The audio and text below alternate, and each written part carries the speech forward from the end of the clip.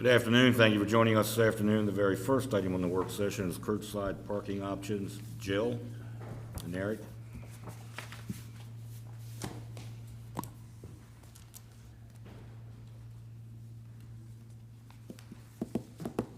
Good afternoon.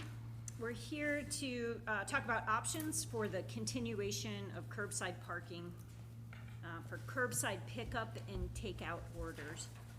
And we have had a cross-department team involved in reviewing options, and this includes community and economic development, public works, planning and code administration, engineering, and finance. So we've spent a lot of time taking a look at various options. And we looked at models in other cities, including Frederick. And in reviewing the options and putting forward a recommendation, we also received over 1,000 signatures in support of continuing curbside parking. And to snapshot some of the feedback we received from businesses and supporters and residents, and that was about 100 of the 1,000 signatures. There's some clear feedback that curbside parking is helping businesses to continue to drive sales. The economic impacts of the crisis on restaurants and retailers has been severe, and business recovery efforts need to be sustained. That business recovery is more of a marathon than a sprint. We're in this for a little bit of time. And community members want to support our downtown businesses. They find curbside pickup and takeout as a safe way to support retailers and restaurants while maintaining their own comfort levels and social distancing. And some customers need this option simply because they're not comfortable yet with indoor dining. So we want to present options that serve the needs of our businesses and also serve the needs of our residents and supporters of our downtown. So in the memo, we've outlined a recommendation of curbside parking in designated zones. And Frederick and many other cities are using this curbside pickup zone model. And I wanted to walk you through some of the components of what we're recommending. First, we're defining curbside parking as waiting in a vehicle for an order delivery taken to your car from a business, or parking for less than 10 minutes while a customer walks to a restaurant or retailer to pick up an order that they've phoned in advance. The intent of the program is to designate spots for restaurants and retailers, but we're not really recommending any penalty if a customer of a downtown office used it, for example, to pick up a package of documents, a quick in and out of one of our downtown offices. We're recommending a temporary program until the governor's state of emergency order is lifted.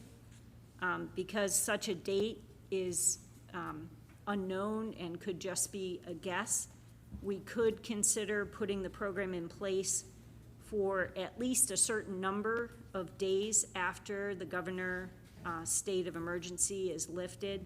That would allow us to plan for a transition or further evaluate such a program. So I may ask for your feedback in that area. What is a reasonable amount of time after the order is lifted, whether that be maybe a 10 or 14-day period. We included in the packet a draft curbside parking map that would be used for marketing. It identifies proposed 20 spaces.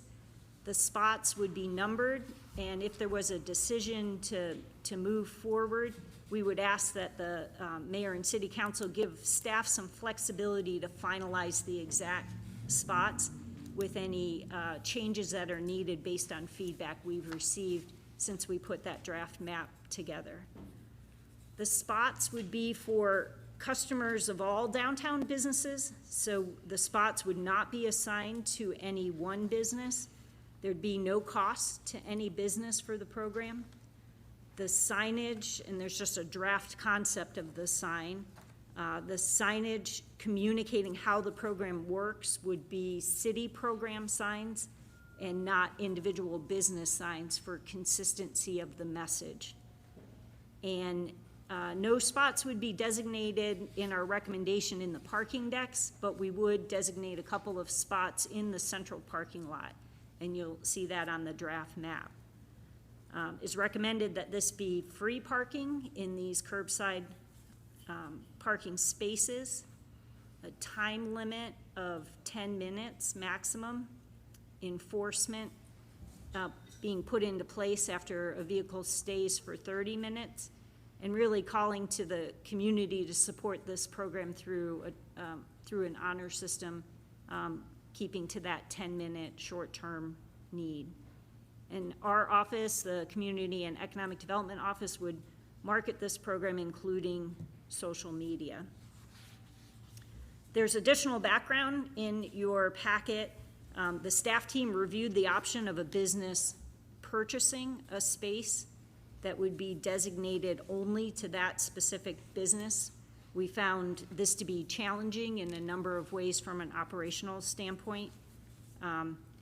And alternatively, we're recommending this curbside pickup zone program because what we feel it does is it manages a limited resource in the most fair and consistent way for all businesses. We forwarded this memo and the recommendation to our downtown businesses last week to gather some additional feedback, and Caitlin is going to review that feedback, and then we want to turn it over to Eric for any comments on operational insights for the program. Sure. So as Jill said, I reached out to 10 to 15 downtown businesses last Thursday. I forwarded them our draft map as well as the proposal of thoughts and said, if you are willing to share your thoughts with us and your feedback, please schedule an online virtual meeting with me. And I gave some calendar openings from 7 a.m. to 7 p.m. for these businesses to schedule a time to discuss their thoughts about the proposal. I had a total of 4 businesses reach out to me, and 3 of those scheduled Zoom meetings. Those would be Jay Zuspan, Marianne Burke, and Katie Serio. So the overall impact of the feedback I received were 3 main goals. One would be the overall feedback is to extend curbside to 2021, and preferably they would like a permanent deduction of those 15 to 20 spots to simply be curbside for the remainder of many years to come. Second would be the continuation of street shutdowns from not just a Saturday, but to a Friday night, a Saturday night, and even a Sunday morning for breakfast and brunch opportunities. We had a lot of businesses that I spoke to say, this is a great opportunity for us to just shut down the area and really get the community involved. We had people who say they would really try to market it for the city. They would decorate their tables and they would hire a musician or a artist to kind of just liven up the area as they could. We also had a recommendation to add opportunities for other businesses that aren't located on South Potomac. So do we do a picnic in the plaza, University Plaza? Do we have other options so that other businesses on West Washington, on North Potomac can get involved as well as they aren't on South Potomac where the shutdown happened last time?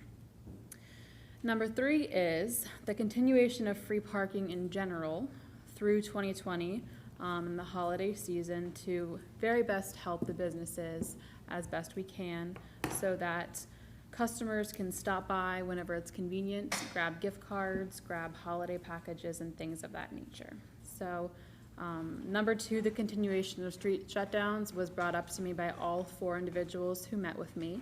So I think we would be very happy to come back for a separate work session to discuss recommendations of Friday nights, Saturday nights, Sunday mornings, and things of that nature.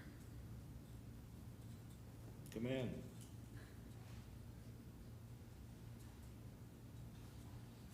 So I think Jill did a great job and Caitlin did a great job of speaking with the businesses and summarizing what we'd like to do. Again, I had some say in this, which is I think it needs to be not specific to a business, but to set up these curbside pickup zones for general use of any business. Otherwise, it becomes this, it's my spot and I'm going to regulate my spot and nobody else can park in my spot. But when it's a general location for multiple businesses, no one business can claim, ownership, we'll say, of those spaces. So it helps everybody in the same block. One of the recommendations was continue the free parking. The biggest issue I have with that is not the revenue. It's not the revenue I'm concerned about. The issue we have is that we were hoping that most people would move their vehicles when we do the street sweeping, and it didn't take very long before many residents just stopped moving their vehicles. So we struggled to keep the downtown clean or have the sweepers get along the street. So by putting paid parking back in place, by putting enforcement back in place, unfortunately, it's the stick we need to use to be able to keep our downtown clean and run our sweepers. But other than that, I mean, generally, you have all the information. Like I said, this is modeled very much after Frederick. Frederick, too, is running into similar issues that we've talked about, and they've kind of modified theirs, and right now, it seems to be working pretty well for them. I know there's other towns and cities that have done it, but, you know, Frederick seems so close, and we always seem to, you know, kind of want to compare ourselves to Frederick. I guess that's why we talk to them so much. How long are they offering their system that they have in place now? Until the emergency ordinance by the declaration by the governor is lifted. They're saying at least through September, October. And I don't disagree with that. I mean, I still think it should be short-term, and that could be 6 weeks or 6 months. We don't know. But I'm still in favor of a short-term, eventually dissolving these. As the downtown comes back, those parking spaces on the street become more and more important. But that's a decision that's ultimately up to you. But for now, it's going to be in place for a while. And I would only note as a downtown business person, since we've won the free parking, it's really one of the rare times in the 40 years I've been downtown that I constantly have clients telling me they're having trouble parking. I noticed both today and yesterday, when you drove into downtown, it looked like a ghost town, because all the parking spots are open. And I personally, as a downtown quote merchant, don't see free parking as being beneficial to downtown businesses. It is just a method for everybody who works downtown, including me, to park on the street right in front of their building. And this whole time, it's the good news is if you're going to do it, make sure you're charging the parking deck, because people have to park in the parking deck because there's no space on the street. Yeah. But I certainly agree with going with the continuation with this program. I think the best way to decide when to stop it is to come in after the emergency is lifted and us to make a decision. So we keep it in effect until we decide otherwise. We can decide to do it immediately. We can give a week's notice. We can, you know, we can make those decisions when the time is due. I agree. That decision does not have to be made tonight. That decision could be made when we get to some sort of normalcy again, some way, you know, and whenever that is. And I think that's perfectly fine to do that. But you're correct. That's a big reason why that's a big part of what paid parking is all about, is to ensure that there's parking spaces on the street. And as soon as we started it, you saw the difference. People will park there forever if they think they can get away with it. And the paid parking is, again, not about revenues. It's simply to encourage people to move so they don't park there all day. I will say also, I'm going to interject here and go offline just a little bit. Our pay-by-phone system is up and running, as you've probably been aware if you read the paper or read our reports, that sort of thing. People are already using it. We've already generated some revenue from it. We already ran into one glitch, which we've worked through. The person that registered their vehicle put in the wrong license plate. They missed a letter in their license plate. So we checked in our system for enforcement. It didn't come up. Long story short, we figured it out, but when you got to be careful when you're using the app and stuff. You have to put the right information in, or things like that will happen. So we're already on a learning curve, but people are using it, and it seems to be working pretty well so far. Very easy to use.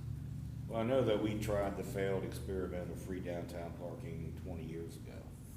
And the only thing that accomplished was that everybody who worked downtown parked on the street. And the people who owned the businesses back then still didn't have the place for their customers to park. Right. So we know that doesn't work. Right. I And again, am- our rates on the street are only 50 cents an hour. I mean, for I a mean, quarter, I- you can you park know- for a half hour, run in and do whatever you want. I mean, for a I believe quarter. keeping these pickup spots open, as Frederick is doing during the, you know, until the governor lifts his emergency executive order, then, you know, I think that's a good thing, and then we can revisit it. I mean, agree. But when you mentioned, and you mentioned about closing the streets, you know, I recall we closed the streets on an evening, and then the following week, we didn't have anybody interested in doing that. So has that changed now? I mean, is that, I mean, what kind of, I mean, how many of the businesses? Was it all? So, of the 3 businesses I virtually talked to, they all mentioned that it would be a great benefit in the future. I think when we first started it, I spoke with Jay, and he said he wasn't really sure what to expect, so he didn't invest a lot of marketing or money into it. Whereas now, if he knew there were a few designated weekends or there was interest, and a few days were outlined ahead of time, he'd be more than happy to market. He would be more than happy to really decorate his tables.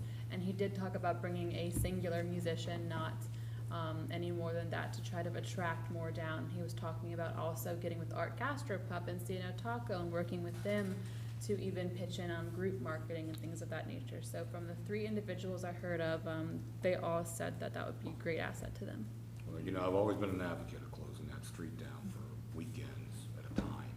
So, you know, if we can work it out, we should. I mean, I don't think you're gonna get any blowback from council about it, that's for I sure. think on the street closure, we'd like to put a little more detail to it and bring it back in a work session, like we Yeah. did this program. Let's just not make it, you know, let's do it before the weather changes. Yeah, I think Right. we need to do as much as we can, as quickly as we can, to help these businesses survive, because they're still struggling. I mean, nothing is back to normal. They're still having the same issues they were having 3 months ago. Which I So- think we could be ready next week with, Cool. with additional information to talk about it. And I think also, we would definitely want to give the opportunity and be able to get the feedback from Scott Nicewarner. Because that is definitely, the street closures was definitely a subject that he was very interested in, working with the community and the businesses, and being as flexible as possible. So while he's off on vacation this week, I'm sure he's probably wishing he were here, considering the storm that went through. But if we could bring it back either next week or the week after to give him that opportunity to get caught up, that would be terrific. As well as to hear from a couple of businesses, even some prospective new businesses in South Potomac Street on their feedback as well, kind of round it out just a little bit more. Well, let's try to put as much information as possible together and revisit this next Tuesday. Okay. I do have another question. I understand that Frederick is also offering 15-minute to 30-minute free parking in the garage. Is there any way to be able to offer that? Our garages currently have a 15-minute 15? grace period, yeah. Okay. We can change it to 30. I'm not sure exactly what that takes. The staff can no longer do that. When we switched over to hub parking, they would have to do it for us. I don't think it's that big a deal. We could, if we want It's to make just that. one other layer of help, I think. I'd Yeah. like to be able to explore that, so. Yeah, Okay. I agree with that. Because Yeah, Frederick they- extended theirs, so I think theirs is typically 15, Yeah. and they extended it to 30 minutes, so if we're, As Could long we as check people and make sure understand if they've it's done it? 31 minutes, they'll get charged. pardon me? As long as people understand, if they Right. stay on the deck and it's 31 minutes, after 30 Yeah. minutes, they will be charged. Sure. So, I mean, it's $1 an hour, but still. Still, but after 30 minutes is generous, free parking. I think It is very, extremely, it is yeah. very generous. And the majority of the people in the decks definitely tend to be people who are working in the area. And most people parking the deck are actually permitted park. They're more long-term. City employees park in the deck, most of them, not all, but most of them park in the deck. I mean, we'll certainly give it a try. I've talked to Steve Johnson down in Frederick about picked his brain. He runs the parking system down there. He says as long as the curbside is happening, he said that the 30-minute doesn't really change too much. It doesn't really enhance, but we can certainly give it a try. I'll talk to my staff and see about changing to 30 minutes. And in my mind, it seems like the curbside geared toward the restaurants and our marketing efforts, and then 30 minutes for the businesses, like if you need to do a business transaction with, downtown establishments. Just a Okay. thought. Okay. So is there consensus to implement, as the memo outlines, the curbside pickup program? Then we'll begin implementation, ordering of the signs tomorrow. Sounds like- Yeah, I Yeah. think we're all in agreement on that. And I think, I support the idea of revisiting, after the restrictions are lifted, to see how long we want to leave this in place, because I agree with Emily, we need to do as much as we can to help businesses recover, because they're, the day that order is rescinded, it's not recovery like this, They have a lot of ground to make up. Okay. Thanks. Thank you.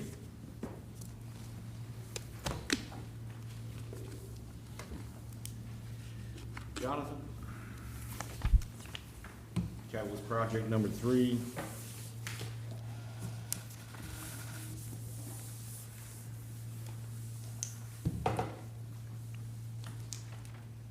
Good afternoon. We were awarded $200,000 from the most recent round of state community legacy program funding. That process started back in the spring of last year, and during the fall, winter, we were awarded, the announcement was made that we were awarded $200,000 to continue the support of student housing in our downtown. So that grant agreement was finalized this spring, and we, again, will be looking to assist with a third model student housing project in our downtown in support of USMH expansion, which is part of Community City Center Catalyst Project 3. The $200,000 grant expires in June of 2022, so we have about 2 years to have that funding expended. But the timelines of projects and seeking a developer can take some time, so we are looking to start the RFP process sometime next month. And as we did with the previous 2 model projects, we seek the mayor and council's approval of the request for proposal process and the draft request for proposal details.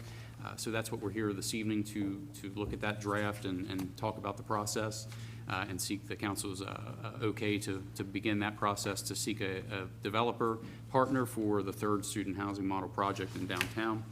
So some additional background. The first student housing project was completed in 2015. Of course, we just renewed the agreement with the Patterson at 100 North Potomac Street. We also then had the second model project that was completed in 2019 at 140 West Antietam Street. That was WLR Investment Group. The Patterson, of course, was Blackwell 2 LLC.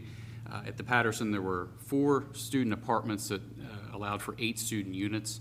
At the WLR project at 140 West Antietam Street, there were 10 total apartments in that property, but 6 were specifically designated for student housing with USMH students. And I would say at this point, we believe both of those projects have been successful. There's been minimal vacancies over the time periods of the agreements for those projects. And I believe USMH has been pleased with the outcome so far. Also, again, it's taken properties that have been vacant or underutilized, and they've been revitalized now with student living. So what we're proposing is the third model project to possibly receive up to $200,000 of the state community legacy grant. And based on eligibility, based on maybe the proposals we received, there are certainly other incentives that they could layer through the city's incentive programs, Partners in Economic Progress, Invest Hagerstown, possibly the new Life Safety Infrastructure Grant Program related to the fire suppression systems. And I would point out the most significant change in the draft RFP that was included with the packet material. Since USMH has expressed that they will no longer be participating in rent guarantees, we eliminated that from the draft RFP proposal. To rewind, the first 2 projects had rent guarantee development agreements for the student units, and if there was a vacancy of the student units, the city and USMH would provide 50% of the rent payment to help cover the developer's cost in the case of vacancy. Since USMH is no longer willing to participate in that type of incentive, again, this current RFP does not include that. Aside from that, the RFP and the process is generally aligns with the first 2 projects. And at this point in time, our general timeline would look at posting the RFP in September.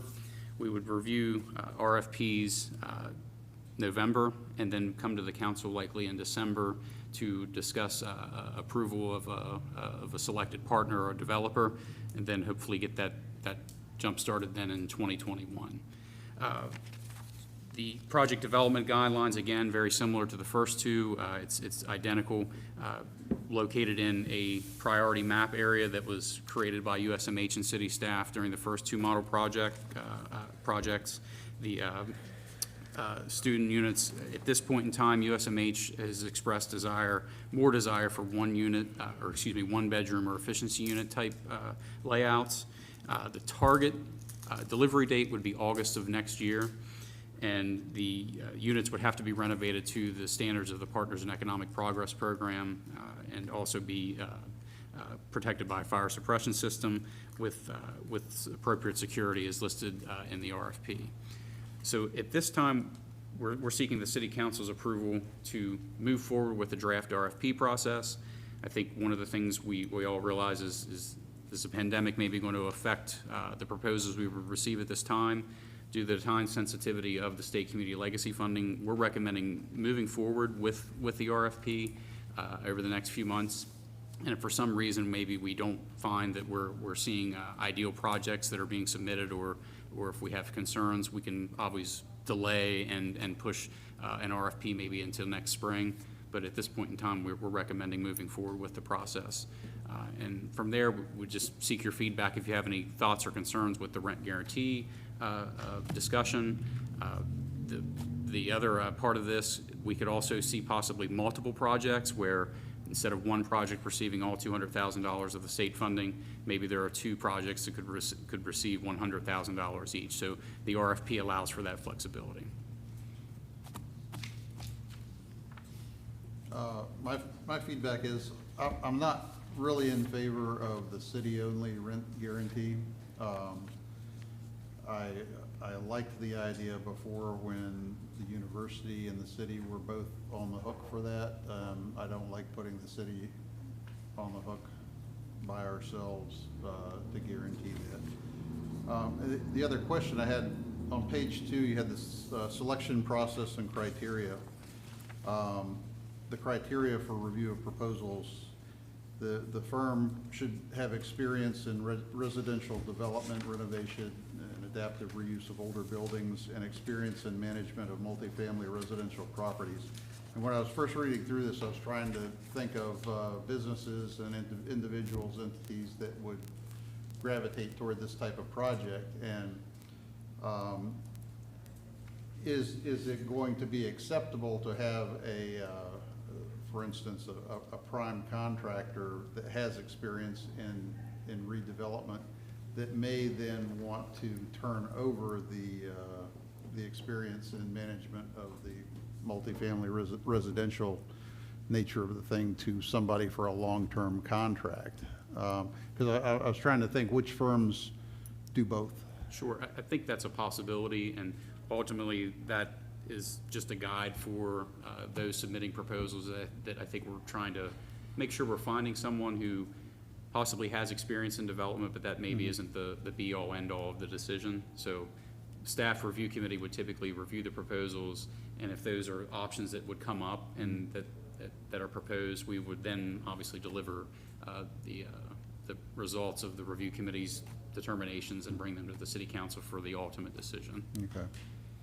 Okay, yeah, I just want to make sure that's, We're not trying to lock anyone out. Locking anybody out Sure. because they don't have one or the other. Yeah, and I think, again, that's meant to be somewhat flexible, and that's just a baseline of what we're looking for. But again, if somebody comes up with maybe a unique situation like this, we could certainly consider that as well. Okay. And I think, just to piggyback with that, I think the goal in outlining the selection process and some of the criteria is not, sometimes you're lucky and everybody who responds is going to hit 100% of all these items, but most times not. It's to give a framework and, if you will, almost like a grading type of a scale, so that as the selection committee in the past, some has been made up of city and outside partners. And I'm not sure if that would still continue to be the plan, but it allows for that chart so that anybody who's interested in completing and vying for the RFP knows upfront exactly what items is going to be looked at as part of the criteria. Thank you. Anybody else? We good to go to put the RFP in? Okay. Thank you. We'll have a motion set for approval then during the August regular session, and then we'll move forward with the RFP process from there. And keep our fingers crossed that we get a good one. Thank you, John. Thank you. Annexation of Valley Mall Road properties, discussion of tax phasing.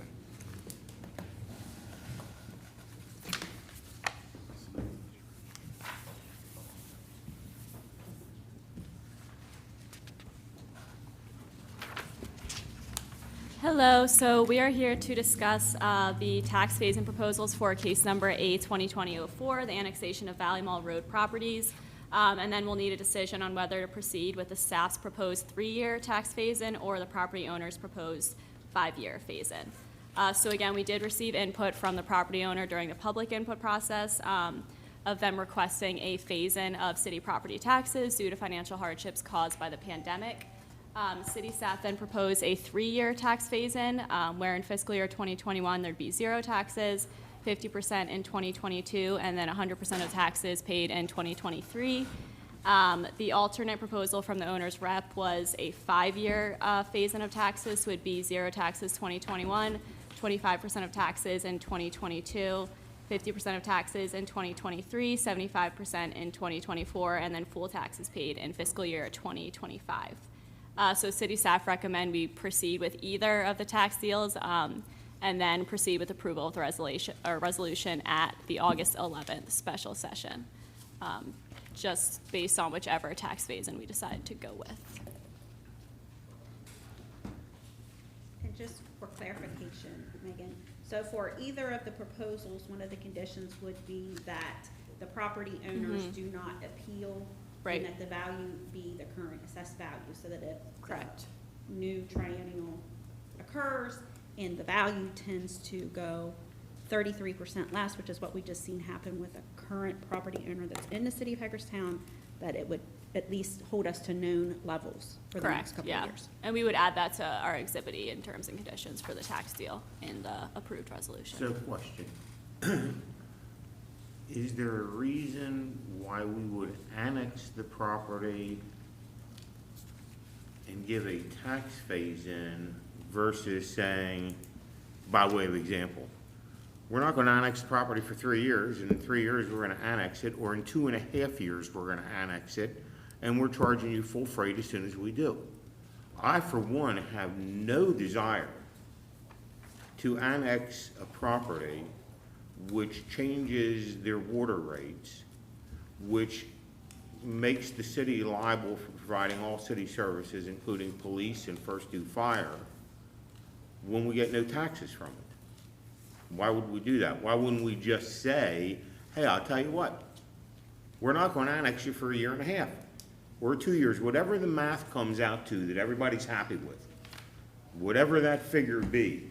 If you figure out how much we would get if we gave them what we're proposing, how much we would get if we gave them what we're proposing, and convert that into, okay, in 1.5 years we annex you, in 2.5 years we annex you, and you pay full freight. But right now, the proposal that I hear is come into the city, get all the city services, pay nothing, and we'll charge you something in a couple years, instead of saying, come in a couple years and that's when we're gonna charge you, and that's when we're gonna give you city services. It seems to me the whole idea of annexation was to get the tax revenue, not to provide services without tax revenue. And the other question I have, just out of curiosity, because I wasn't sure that I understood it, we heard from 2 different folks the other day, and I was led to ambiguity. Who was going to be responsible for paying these additional taxes, the landowner or the tenant?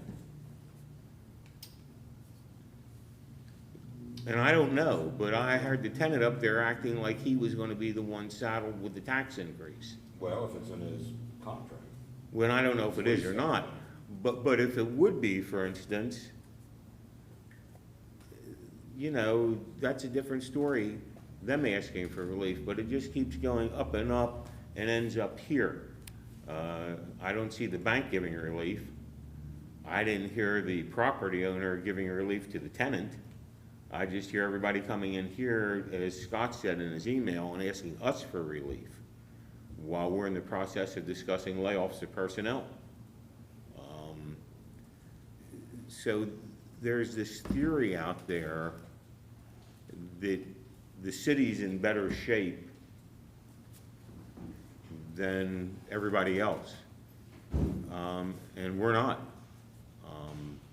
We're not, and again, I'm not saying that we shouldn't do some type of set-off. I don't really care that much about that aspect. I just say, don't annex them until they pay full freight. That's all. Figure out what the amount is and how long it's gonna be. And I'm assuming there's no problem with doing that legally.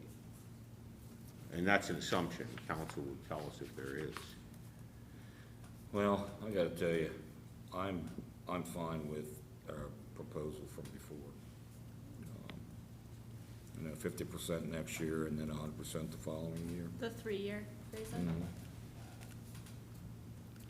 I mean, keep in mind, and Lou's right, we didn't have people, and Kristen and Lou can both attest to this, we didn't go through the barrage of hate that we received from implementing an annexation plan that required pre-annexation if you wanted water and sewer outside the city for the years that the city suffered through with that, to implement that, and then what's it been, 17 years? 17 years later say, well, we're not gonna charge you, or we're only gonna charge you this tiny bit, I recall, being at the table and talking about, a tax plan for new development that was gonna come into the city of Hagerstown, was gonna annex and then, be in the city of Hagerstown right away. I remember having those discussions. I know we've done it for people, but this is different. This pre-annexation was signed when, Kathy? 2004. 2004. Or 2005. 2005, 15 years ago. The 15 years, the property owner knew that at some point in time, he was gonna have to be annexed into the city of Hagerstown and pay city taxes. All right, sometimes the paper becomes due. This is it. Well, I agree with Lou's suggestion that why should we take over responsibility for police, fire, and city services if there's no tax revenue to support that? So I'd say leave the annexation alone until. Well, whoa, before you go down that road, just think about the next pre-annexation. People who sign the next one. Well, We're gonna do that? I mean, that just. only during the time that the pandemic is declared. Is it gonna be stated in that agreement, that we're not gonna annex you until the pandemic's over? I would say. No, and listen, when you say that, first of all, one thing to look at is how many, some of us aren't too bright, but I have faith that our staff can identify any future potential annexations based upon pre-annexation agreements that are gonna occur within the next 3 years, 2 years, whatever. And let's keep in mind when we talk about, when you say, are we gonna delay annexation, are we gonna offer these kind of tax incentives that are being proposed? And also keep in mind, this is, how many of these have we done? The pre-annexation agreement? No, actually doing the annexation subsequent to pre-annexation agreements on developed property. Can you run that by me? Okay, we have developed property here, right, that was subject to a pre-annexation agreement. Now we're pulling the trigger and doing that annexation. How many of those have we actually done where we've annexed developed property that was subject to a pre-annexation agreement where we finally got contiguous? Two that I can think of. In how many years? Since 2002. So 18 years, we've done 2. That's my history. Because I couldn't remember doing another one, but I'm assuming Kathy would. So we've done 2 in 18 years, and Besides Tractor Supply, what was the other? It was a house off of Jefferson. so a house, and now this is the first commercial that we've ever done like this. The And second. do we have any in the pipeline that you Yeah, can? Cole Road. That's, And Thomas Bennett is under construction now. Cole Road, of course, is also from many years ago. Yeah. And that's coming up yeah, this summer. yeah. We have those in the works right now, Thomas Bennett Hunter and Cole Road. Yeah. So you need to make the decision, and again, that fits even more. The last thing I want to do is do 3 annexations that aren't paying any taxes that we owe city services to. So, We have not received a request from these other annexations for a well, you phase-in. will. Soon as we do whatever we're going to do here, who's getting whom? We're going to get the exact same request, and we're going to be told, oh, if you don't do this, we're going to sue you. We had the public hearing last week on the Cole Road annexation, correct? on the Thomas Bennett Hunter, Or the Thomas Bennett Hunter. I haven't heard anything. Listen, well, I mean, you guys can continue throwing this around all you want to, but Well, I'm saying, Bob, is you're saying we should annex and give them the tax breaks, right? our plan. Right, and what I'm saying to you is I don't have a problem with that, but we're talking about money. Convert whatever money that is, instead of annexing them now, if it means we annex them in a year and a half, and charge them the full freight as soon as we annex them, so it doesn't cost them any more money at all, and we don't lose any money. But we don't give them the benefit of being an in-city resident with utilities and/or services until they pay taxes, and that'll be when we annex them. I'm not saying delay it until the pandemic is over. I'm just saying. So currently with this annexation here, it is too late to charge them in this fiscal year. So they won't have any taxes due till next July 1st. Right, so we need to figure out when do we get that July 1st tax? What time do we have to annex them? If we annex them in January, is that too late? If we when do we have to annex them in order to get that year's taxes? Well, it's Whenever gotta that go, the first- state's gotta, Goes out.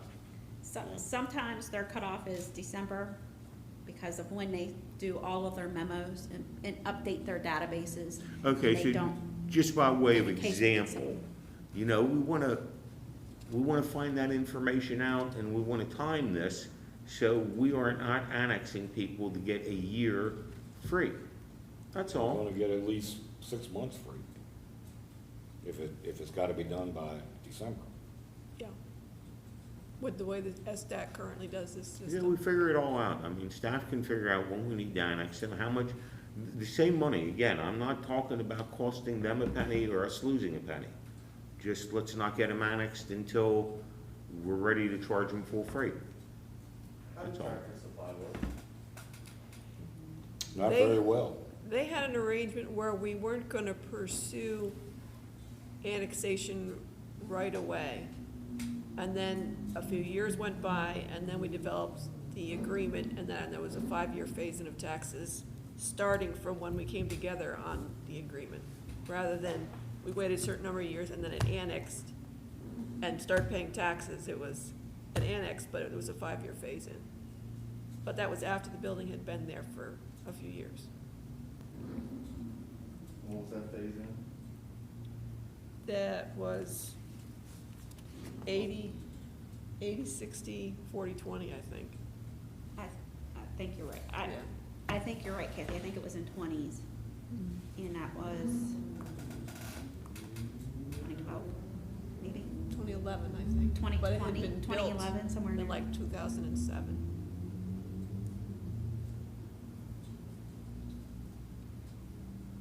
And then the other one that we brought in, that was already developed, it was because we had a pre-annexation agreement that was contiguous to the light business park. And so when the light business park came in, which is where Trilogy 2 is and Trilogy 1, that made that pre-annexation agreement contiguous. So that was the first one that we brought in, where we activated a pre-annexation agreement.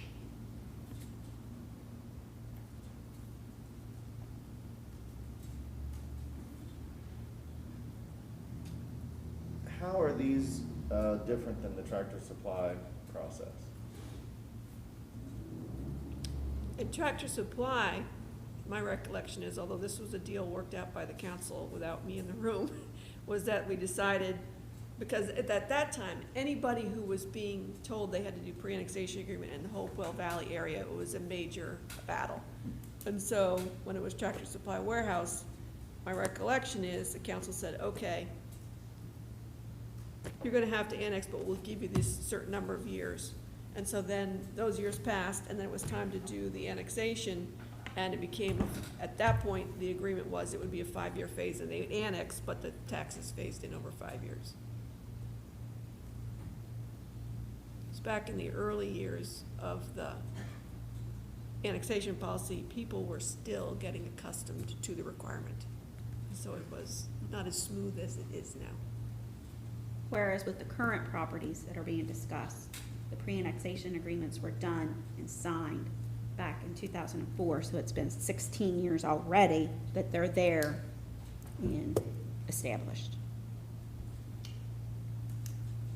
While I agree with Lou, you know, I understand the city services and the 3-year proposal. They're coming to us because of the pandemic, this particular situation, and it's not going to change in 6 months. Like all of a sudden, people are not going to be rushing into hotels. So that's my biggest concern. Like the reason that they're approaching us is because they are, you know, by their definition, you know, they're losing money. So I would be cautious to saying like, okay, once that full freight can occur in the 6-month period or whatever we decide, then, because we don't know yet. We don't know from a budget perspective for our own city, and they don't know either. So I think it's... Well, what do we tell businesses? You come in and tell us they can't pay taxes, they're gonna have to get out of business if we charge them no taxes. I mean, it's the same thing. Businesses are failing in front of our eyes. All of us who are in business having problems. Homeowners are having problems. But guess what? Just like what I see on the federal level, who's coming in asking for the handouts?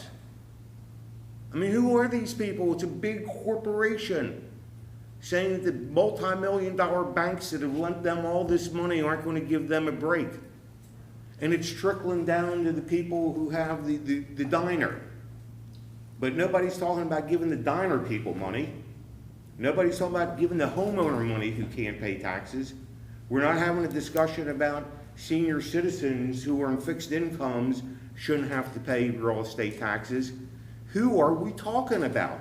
We're talking about trying to bail out multi-million-dollar corporations in this group right now. We're not talking about mom and pop shops, and we're not talking about that diner who's telling us they're going out of business because they have to pay their full rent because their landlord isn't saying I'll accept less than that.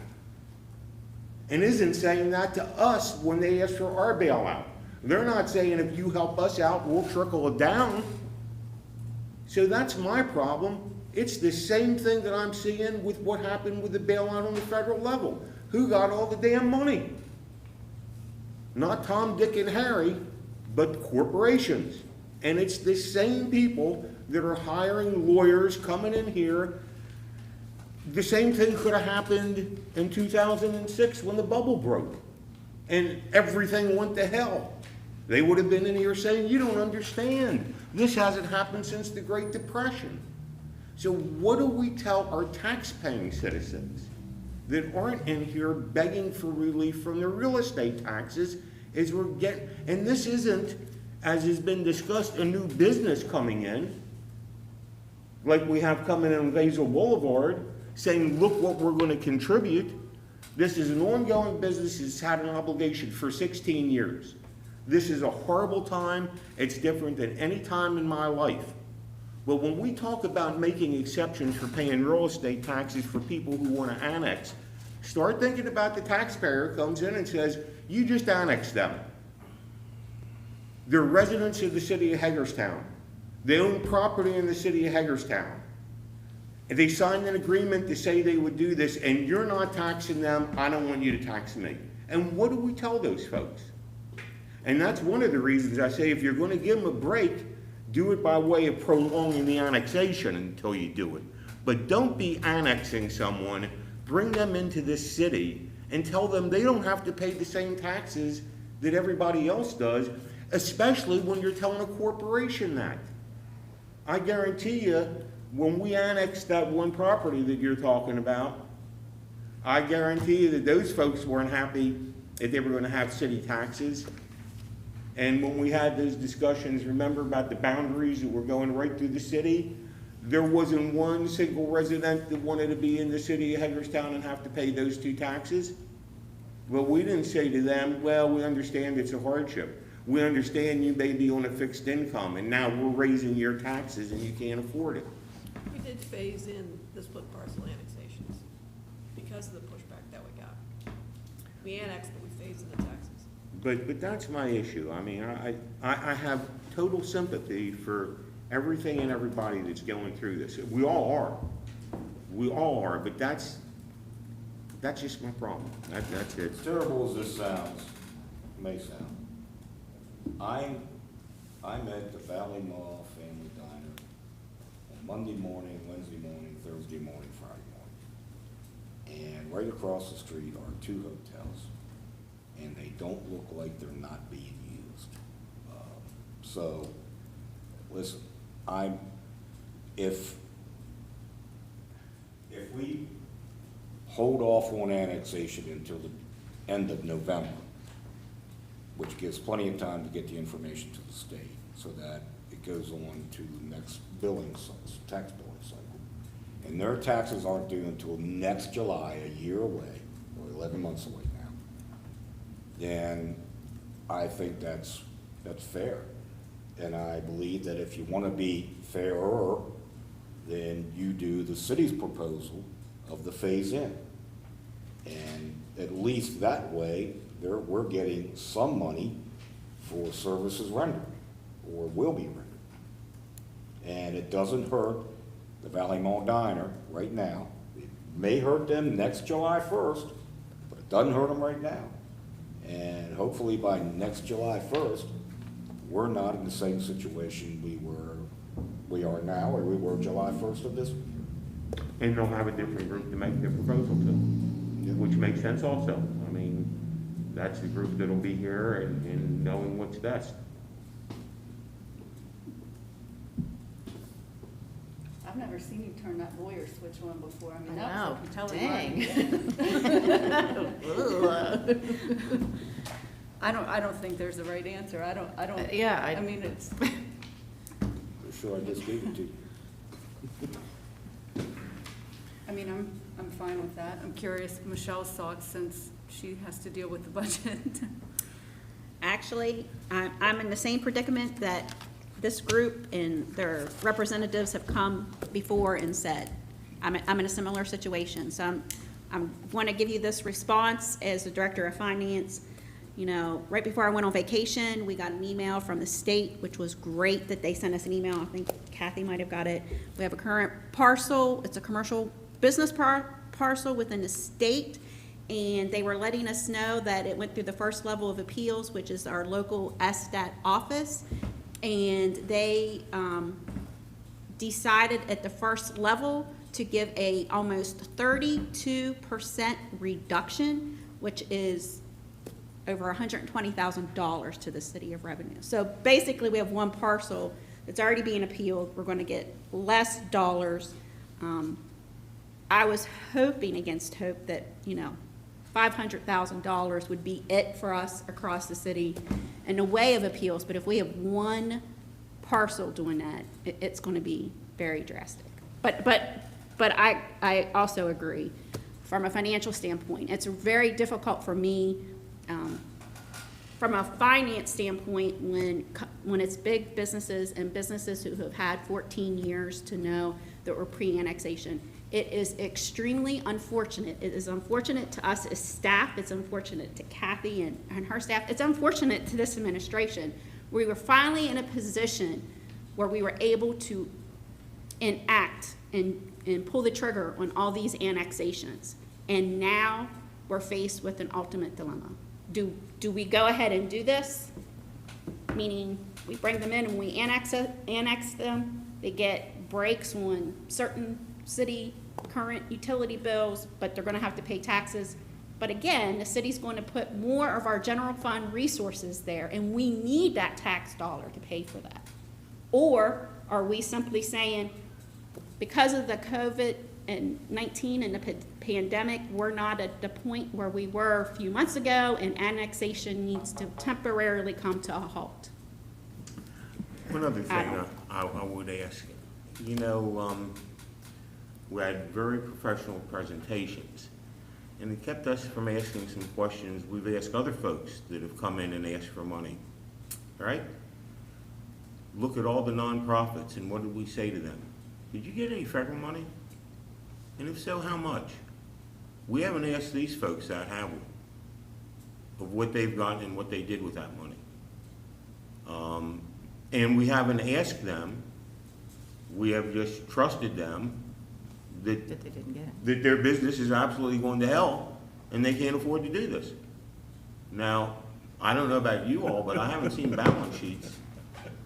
Well, I mean, but they're coming in. Yeah, but they don't have to afford to do this till next July 1st. No, I understand, Bob, but I mean, that's the whole point here. Well, you have to convince me, but. Oh, I know that. You don't seem to have 3 people who decided what they want to do yet. I know. And, you know, I know that there was some relief that they received. I do know that. The restaurant in particular. So. What about? The hotels? I don't know about. Right, I understand. I don't know about that. All I know about is a person that I talk to 4 days a week.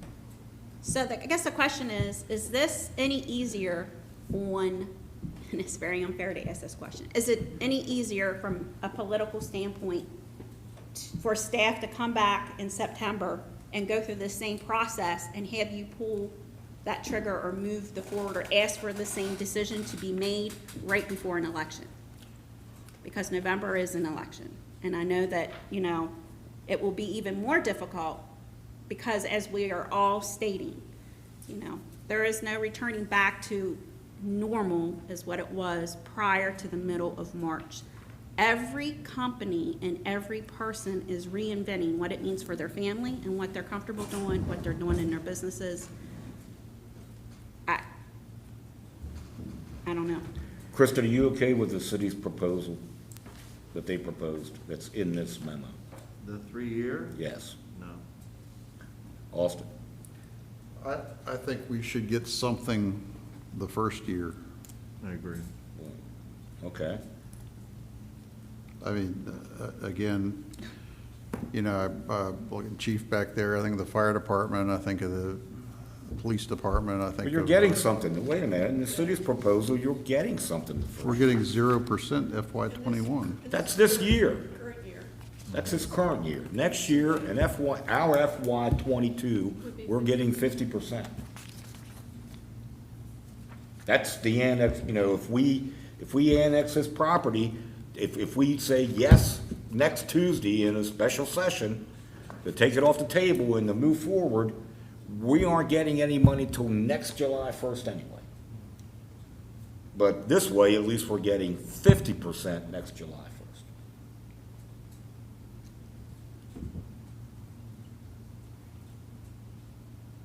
To Lou's point, though, how do you answer all the other businesses out there that say we need a 50% reduction because of COVID? I think for fiscal year 20, for our current fiscal year, I think what staff has heard from our local SDET offices is if this is not effective and they don't have a signed agreement until September, it's already too late. We don't just, the city staff here in our city system doesn't actually create the invoice and the bill automatically. The state Department of Assessment and Taxation sends us a file. We import that into our software system and we literally print it out. We don't have any influence, unfortunately, on the assessed value or the appeal process. It's all separately. Right. Just like we don't have any influence on, if we do it in September, going back to them and saying, okay, you have to be able to give us the information to produce a half-year tax bill. It doesn't work that way. Let's talk about how easy this is instead of how hard this is, okay? So, first of all, first thing you gotta do, no matter what, is get them to agree that they're not gonna appeal no matter what we do, right? If they're not gonna agree to that, then our discussion is over, right? Secondly, we keep acting like we're going to make this agreement, but we're not gonna be able to collect any money from these folks until the tax assessment people do their job.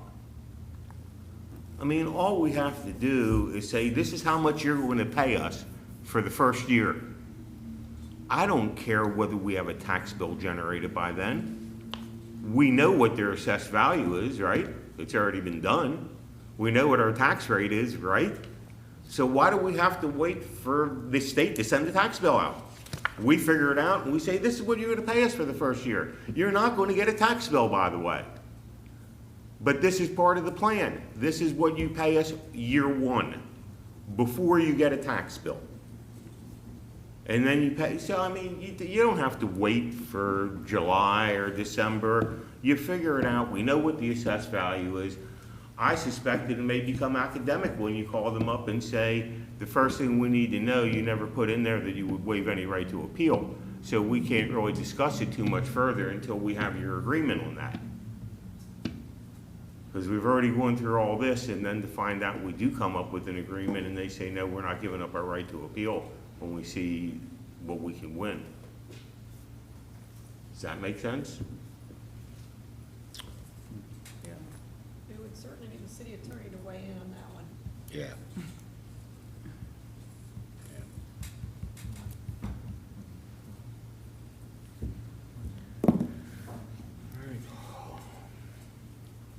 Well, nothing's got accomplished here, so, I would just, I would suggest that we get input from the city attorney on whether we can send them a bill and say you owe this beginning now for this fiscal year. And I don't think we can do that legally, but I don't know. So that would mean we were talking not only no phase-in, but some kind of extraordinary tax bill for right now. Is that what we're asking? Well, you're calling it a tax bill. If we decided to come up with an agreement that, just by way of example, between a municipal government and a corporation that says, you already signed one agreement. Now, we're gonna do an addendum to that agreement. What was that agreement? That was a pre-annexation agreement. What's that addendum gonna say? That addendum is gonna say, we will make an agreement with you. We will not annex you until such and such date in consideration for you paying the city X amount of money. And if you don't like that, we'll annex you right now. And no tax breaks. It's up to you. We're already making an agreement with them that says they can't appeal, aren't we? I mean, we just finished saying that we need to have them agree that they would not appeal the tax assessment. Everybody can agree to this. No, you don't call it taxes. You call it whatever you want to call it by way of an agreement to keep us from annexing them at the time they don't want us to annex them. There's a million ways to do it other than having it as a real estate tax. Well, if we don't annex them, what happens to Cole Road? Well, the difficulty that I have This is, conversation again. I feel like we're talking about this item as a single item. And as I said the other week, I don't see it as a single item. I see it as, just like I asked a question about Tractor Supply. What did we do there? We did a pretty simple process, right? They signed a pre-annexation agreement, they built. At some point after building, we said, hey, time to come in. Came in, we said, next 5 years is gonna be 20, 40, 60, 80, 100, you're in, right? I mean, that's about as simple as it was. It was simple for staff, because staff looks at the assessment, at the year that it applies, and applies the tax at the percentage that we agreed upon. I'm not interested in delaying this annexation or any of these that we have now laid out a path for. I'm not interested in coming up with special agreements for every individual property that comes across the table for the dozens that are going to come across the table. The other week, as I said, I'm interested in applying a simple percentage to a simple set of tax years until 100% is achieved. I'd be willing to go as high as a 4-year phase-in of the 25, 50, 75, 100. I'd be willing to go as low as the 20, 40, 60, 80, 100. That's where I'm at. That's as far as my parameters go. Whatever you can get 2 other folks or 3 other folks to agree on, I just think that's the simplest on the property owner, the developer, the entrepreneur, and the city in executing, not just to this one, but to those down the road that we're going to have to sit here and come up with individualized formulas for if we head that route. So why don't we just accept their proposal? Because it's 5 years. I'm with Kristen, I say 4. Well, I don't like the 0, yeah. Yeah, I like the Yeah, 4 I don't year. want- And if it ends up being too late this year, and it ends up being 0 this year, you know what I mean? That's the number. And we'd have to have, some information from staff to indicate to that effect or not. Does that make I sense? thought it was already guaranteed 0, because we're talking about this fiscal year. No, because it depends on when the report comes out, depends on when it's filed, when the report comes out, when the state makes the assessment. It could be a half year, which It's- typically happens it's in the already November too late. timeframe. It's already too late for Estes process for this current fiscal year. Right. We are in the So year. it's It's 0 too for late. this current fiscal year No matter as what what. is in the proposal that we sent them. So why don't we just do 100% FY '22? Yeah, I mean, if We you will guys- do whatever gets the 3 vote. So either delay it, Oh, my God. push it through, come to an agreement. I don't disagree if we come up with a policy. I just think, Yeah, but we're gonna implement a policy where only one individual has actually asked for us to create a policy. And keep in mind, Tractor Supply was not as simple as you're pointing it out to be. But we, in the goodness of the city's heart, is willing to do a 50% property tax phase-in next year and then 100% the following year. No one else has asked for that. And, Austin's right, it should be, in normal times, it would be 100% next July 1st.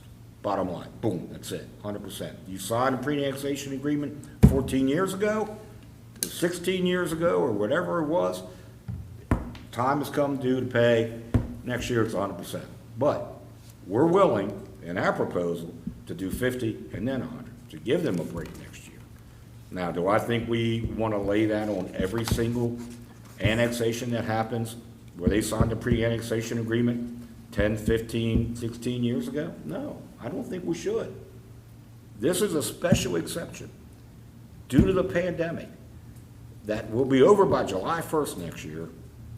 Sure. But we are going to give them a break for next year of 50%. I don't think you lay that as a policy on every single pre-annexation agreement that has been signed. I think 50% is, you'd be thrilled to death if you got a 50% reduction in your taxes. Yeah. All right. I think we But all you didn't, and you're not next year either. So, Aren't we setting a precedent, though? I don't think we're setting a precedent. I think these are extreme times, and we're using an extreme measure, and the city of Hagerstown is being extremely generous to this property owner who knew that at some point in time, he was gonna pay 100% city taxes. 14 years is a very long time, It sure as heck is. very long time. Do we have an agreement that this would be conditioned upon them waiving their right to appeal? Nobody else has to waive their right to appeal when they annex, correct? We put it in the terms and conditions that was in the packet for your consideration, that would be part of the deal. If they got phased in, then they cannot appeal their assessment. Yeah, it would be part of the resolution. Okay, that's fine. and I don't know that we necessarily worded it that they have to forego their appeal process, right? Because the appeal process is designated by the state of Maryland. But if they go that route, then the extra incentives, the phasing in of our taxes is gonna go away. I think that's Th- fair. They get one or the other. It's not like stacking Right, right, multiple yeah. incentives on one or the other. Does Right. that make sense? I think that's fair, yeah. Yeah, the language right now says tax obligation will be based off of the current assessed value, and the owner agrees to refrain from either appealing the assessment or seeking other reduction in its tax obligation to the city, or the city can claw back any reduction previously received, and full tax liability will be reinstated. Boom. So are we I'm going good with with that. our proposal or their proposal? Our proposal. It's an our proposal. And only during a state of emergency for these. Only for right, this is it. Right, This so, is it. exactly, so, in a state of emergency situation, in perpetuity, if another one comes up in 10 years, we can reflect back on this. State of emergency, pre-annexation, tax phase-in. Is that what you're saying? Or no? Oh, I think this is it. Okay. I mean, I think this is a gift from the city to this property owner, is basically what it is. Because we are in a state of emergency, and at some point we'll get lifted. I don't know if it's July 1st. You undid your mask, I couldn't tell you. I was just but I knew you smirking did. that it. I knew you did, yeah. It's not gonna be But- over. You know, hey, this is it. This is the city generously giving this individual a 50% tax break next year on the tax bill because they are suffering currently from a pandemic that wasn't their fault, just like everybody else in this country is. And, you know, the following year, they're back to paying their full freight. I mean, they're getting, hell, they're getting 2.5 years of a break, the way I look at it. Well, especially the way you look at it, Mayor, they don't need a break at all, because under your theory, July 1 next year, there's not gonna be a pandemic. Well, I think it's gonna be November 4th, but that's No, different. God. Well, but listen, seriously, under that theory. Depends on who's elected, I think. They're not paying any taxes until July 1. That's right. 2021. So, you know, it's another interesting concept that we're discussing again. What are we discussing? We're discussing about giving a major corporation a tax break a year and a half from now. A year from now, because we're convinced that their business is going to be as bad in July of 2021 as it is now. Now, if the pandemic isn't here in 2021, in July, then I'm not sure why we're giving anybody a tax break. And we're making that decision in August of 2020 with, on one hand, sounds like our federal government. On one hand, you know, we can't do mail-in voting because we gotta go to schools because the pandemic is over. And on the other hand, you know, it just doesn't make sense. So we're deciding now what's going to be in July of 2021. Yeah, I think we're being generous. We're being very generous. I believe we are. And listen, I again want to reiterate, I'm not so amiss to giving breaks, but again, we're making an awful big prediction about how bad their business is going to be in a year. Because that's what we're doing right now. We're predicting that the year of, from July 2021 to July 2022 is just going to be so bad they can't make it with our additional taxes. I think if we're smart, we'll continue to table this and let the new administration make the decision, but that's We just gotta, me talking. we gotta pull the trigger at the very latest for next year, when, Michelle? At the very latest, at the beginning, end of November, right? So that the information's down to the state in December. I mean, I truly don't think any business is gonna be better, 100% better, within a year or two. I don't. Well, they're there's getting a just year, but such you're a only loss- 50%. There's just such a loss of revenue, yeah, I know, like, I hear what he's saying, I just don't. Well, know how if they you have recover. three, let's get it done. Are you okay with the city's proposal? Shelley? Yes. Lou? The way it stands from the city's proposal? No. Oh, did you ask me that?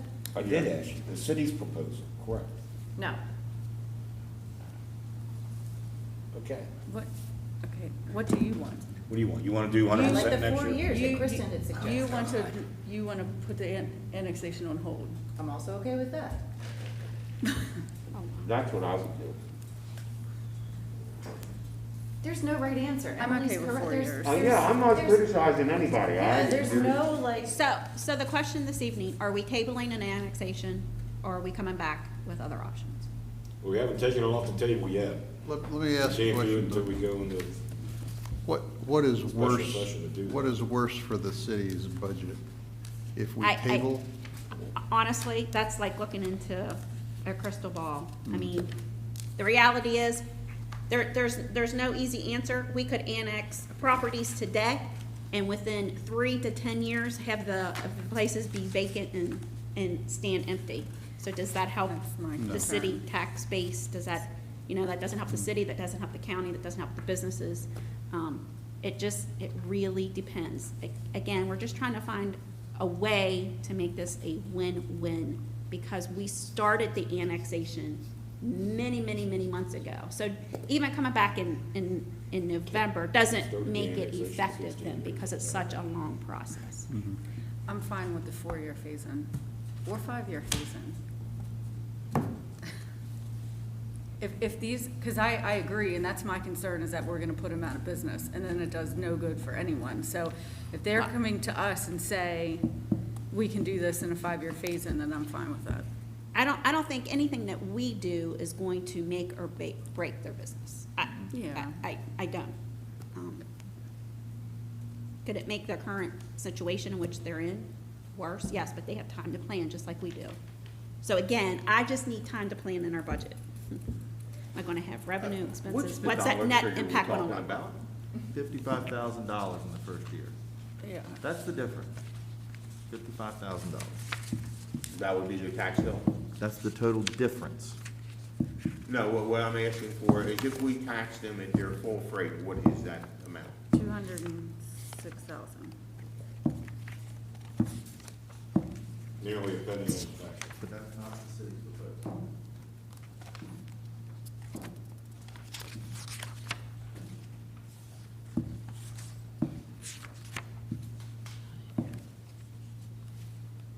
We're not gonna get any farther, like, I'm not gonna talk about it anymore, No, let's there it move is. on. Yeah, the full tax. Kathy, let's At move the on. current rate is, Kathy, I'm sorry. let's move. All right, thank you very much.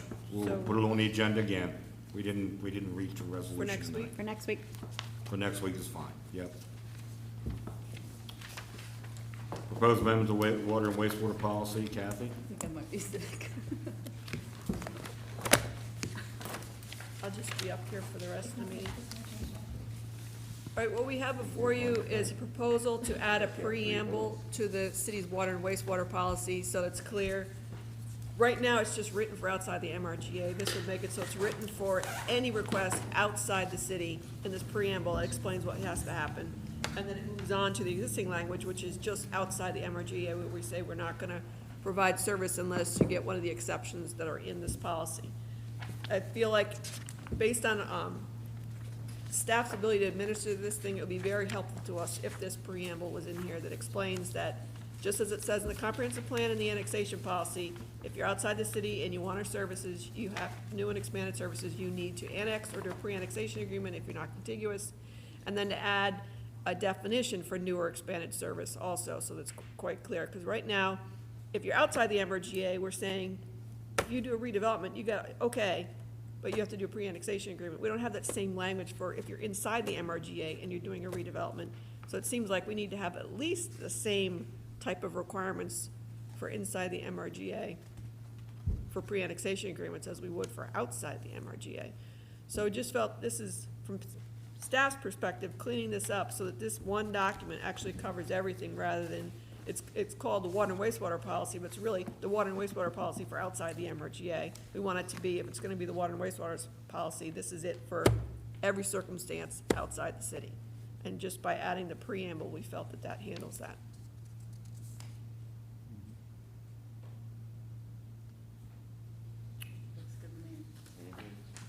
good with it, All right, sounds like we're good with it. yeah. Okay. So put that on for the end of the month. Thank you. Wow. Wish everything could be that simple. Insurance Services, Office Inc., RSO, rating for planning and code administration. Right. We actually have prepared one PowerPoint for these next two items, where we're providing you with updates. So it will be the results of our building code operations first ISO rating, what we've been doing during the pandemic to keep development moving forward, what we've been doing over the past 16 months to promote development activity, thank investors, and provide educational opportunities via social media, our progress in implementing the 2018 rental licensing code amendments for the never inspecteds and the revocation changes, and then pick up the conversation, if so desired by the mayor and council, on the idea of rewarding good landlords or penalizing bad landlords. I'll start with the ISO rating, and then Paul will pick up the rest with the PowerPoint. So ISO, in case you don't know what that is, that's the Insurance Services Office Incorporated. They conduct assessments of jurisdictions' building code and fire code systems to determine preparedness of the staff, the codes that you've adopted, how quickly you adopt your codes, the types of codes that are enforced, whether you have a hazard mitigation plan, the tools made available to your staff to increase efficiency, the nature of record keeping, the plan re-permitting inspections requirements of your community, the number of staff and the volume of work performed, the qualifications of the staff, and the training received annually. We had never been assessed, for whatever reason, with the city's building code operations. The fire department had been assessed, and the county's building code operations had been assessed, but for some reason they had overlooked the city. So this year in March, they contacted us to do an assessment, and we said, sure. And so after you go through the assessment, it's a 1 to 10 classification system, 1 the best, 10 the worst. After going through our process, we came out as a class 3, which, oh God, here I go again. This room. Class 3, which puts us in the top 15% in the state. Our assessor told us most jurisdictions in Maryland are 4s or 5s. There's only 1, 2, which turns out to be Washington County. And so we should feel proud that we got 3 in our very first year. We're not completely satisfied with the way they inputted data into this report. We actually think that our points could have been a little bit higher, so we're not willing to rest on our laurels. We're planning to go and get reevaluated next year so we can talk further. It was too late for them to reevaluate us because it's already been published, whatever that means.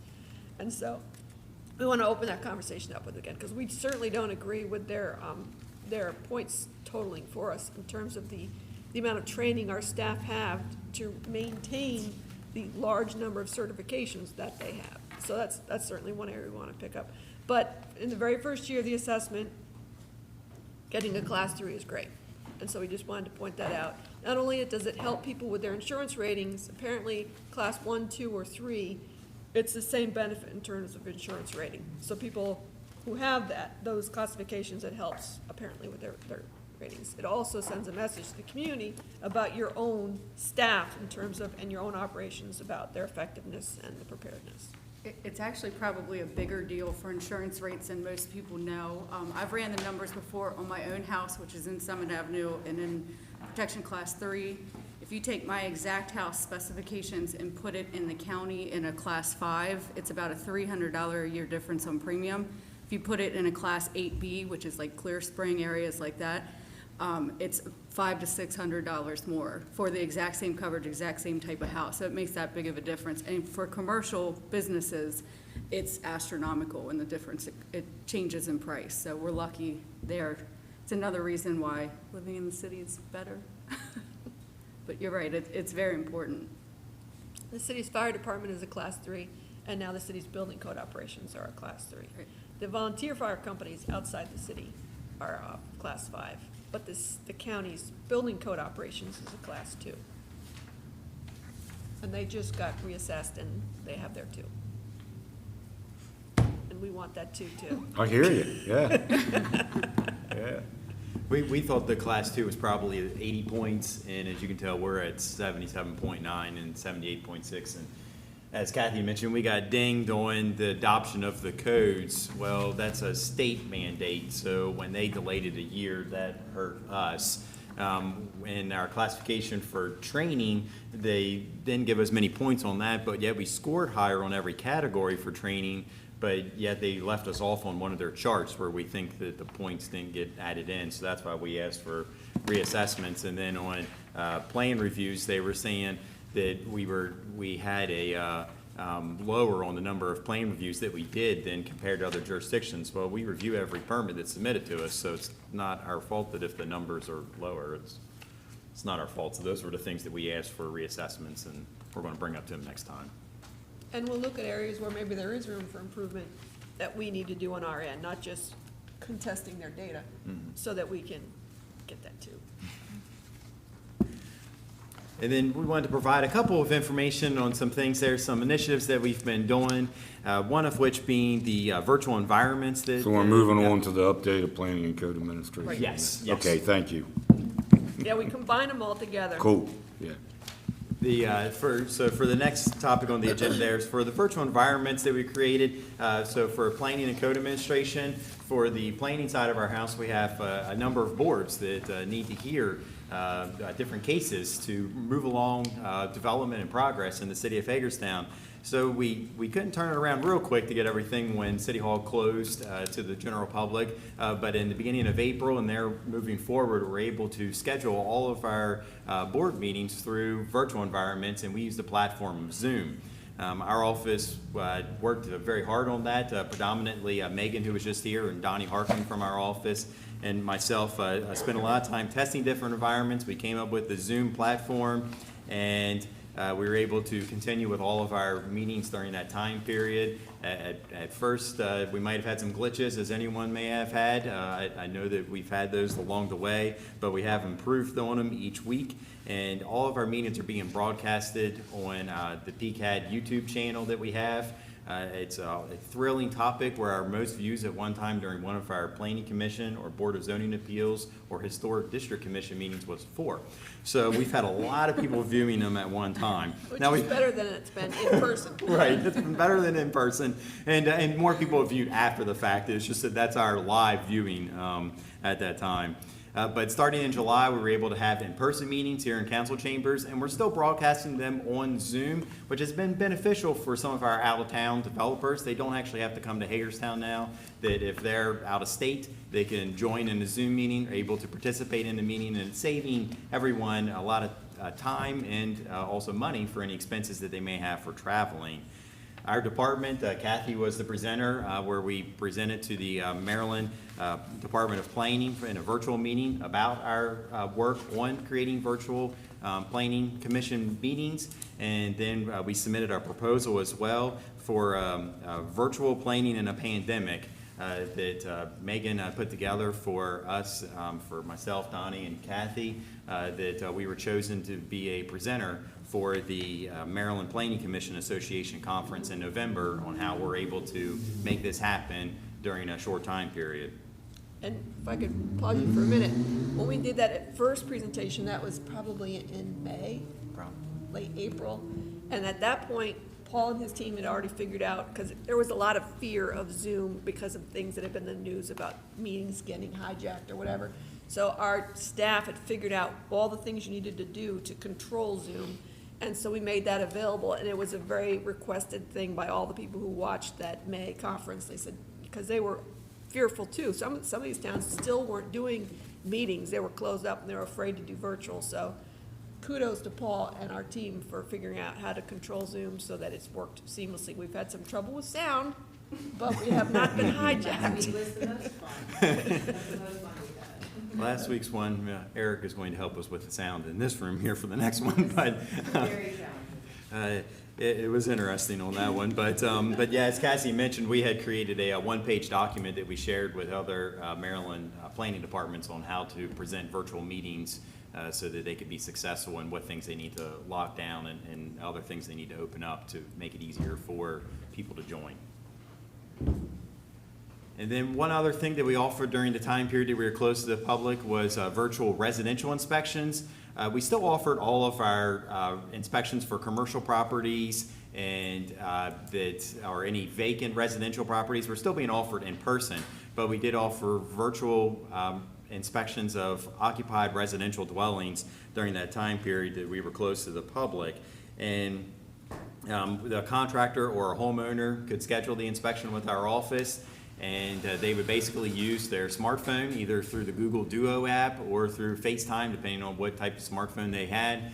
They would walk us through the inspection. We would direct them on what areas to look at, and we would conduct our inspection that way. They would receive a virtual inspection sticker, essentially, the approval that we would send them in an email, and we were able to still conduct these types of inspections while we were closed to the public. We're still offered to this day. We haven't changed any of that. Occasionally, that'll be on an inspector's schedule that you'll see that, but it's not vastly used. Although it may seem it's a great option, people were going down that path. Myself and Blaine attended a webinar that Alexandria, Virginia was doing it for a while, and there were a lot of people that were attending that webinar once the pandemic first set in, and it's not being utilized that much. We conducted approximately a little over 2,000 inspections while we were closed to the public, and less than 1% were conducted virtually. Now granted, those people were able to still have their inspections, and progress will still be able to be made, but it has been less than 2% of our inspections.